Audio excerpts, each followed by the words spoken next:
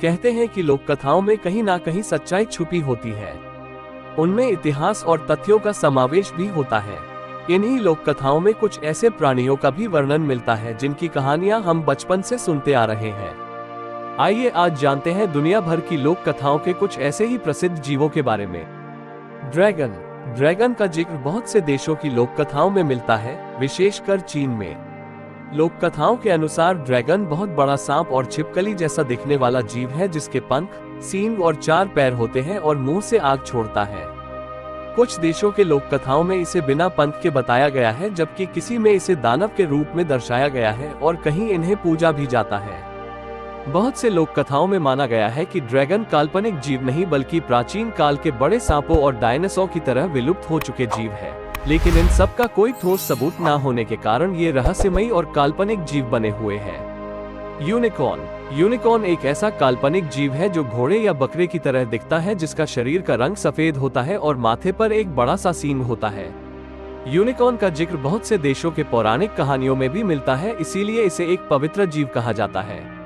माना जाता है कि पुराने समय में ये घने जंगलों में कुंवारे लड़के या लड़कियों को ही दिखाई देते थे। कहा जाता है कि इसके सींग के स्पर्श से किसी भी प्रकार की बीमारी ठीक हो जाती है और पानी में मौजूद विष भी गायब हो जाता है। इसी वजह से पुराने समय में लोग गैंडे के सींग को यूनिकॉर्न का सींग बताकर बेचते थे। आज के समय में भी यह एक काल्पनिक जीव है, लेकिन स्कॉटलैंड जैसे देश में यूनिकॉर्न को राष्ट्रीय पशु बनाया गया है। फीनिक्स चिड़िया का जिक्र अधिकतर मिस्र की लोक कथाओं में मिलता है। कहा जाता है कि फीनिक्स एक बहुत ही खूबसूरत और अमर पक्षी है। लोक कथाओं में फीनिक्स सोने की चमक वाली बहुत ही सुंदर चिड़िया है और इसकी पूंछ हरी, नीली या बैंगनी होती है। एक फीनिक्स की उम्र बहुत ही लंबी होती है, जो कि 500 सालों से भी अधिक होती है। जब फीनिक्स के मरने का समय आता है तो वो कुछ खुशबूदार टहनियों का घोंसला बनाती है और घोंसले के साथ खुद को आग लगा देती है।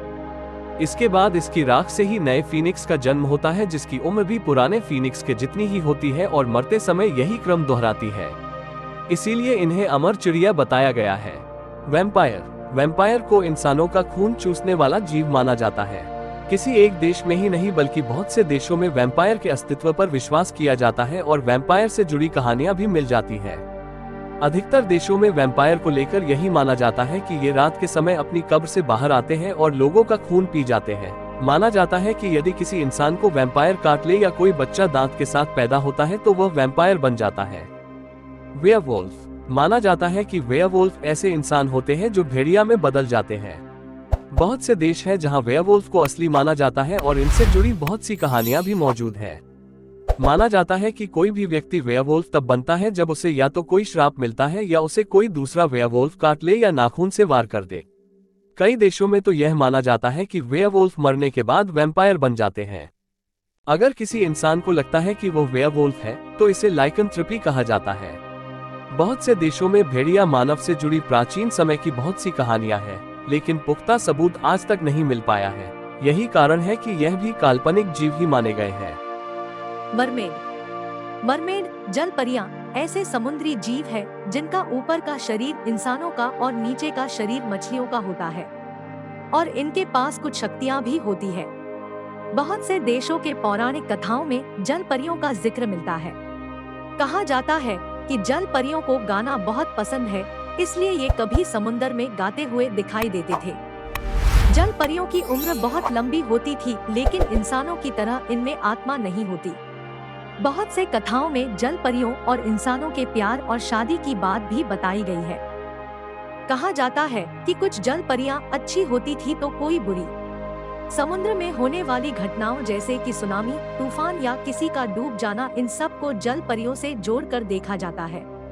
आज के समय में भी बहुत से लोगों द्वारा समुद्र में जल परियों के देखे जाने का दावा किया है, लेकिन अभी तक पक्के प्रमाण नहीं मिल पाए हैं। येती के बारे में सभी लोगों की धारणाएं लगभग एक जैसी ही है, जैसे कि ये हिमालय की बर्फीली पहाड़ों में पाए जाते हैं, जो दिखने में इंसानों व भालुओं के मिश्रण जैसे दिखते हैं, लेकिन आकार में इंसानों से काफी बड़े होते हैं। येती लोगों के लिए बहुत बड़ा रहस्य बना हुआ है। बहुत से लोग इसकी खोज में कई सालों तक लगे रहते हैं। बहुत से लोगों ने पहाड़ियों में येती को देखने का दावा भी किया है और उनका मानना है कि ये विलुप्त भालुओं की कुछ प्रजाति जैसे दिखते हैं। जबकि किसी को पैरों के ऐसे निशान मिले हैं जो इंसानों से काफी बड़े आकार के हैं, जो येती के होने का इशारा देते हैं। हालांकि अभी तक ऐसा कोई भी सबूत नहीं मिल सका है जिससे ये स्पष्ट हो सके कि येती असल में है, इसीलिए ये अभी तक एक काल्पनिक जानवर बनकर रह गए हैं।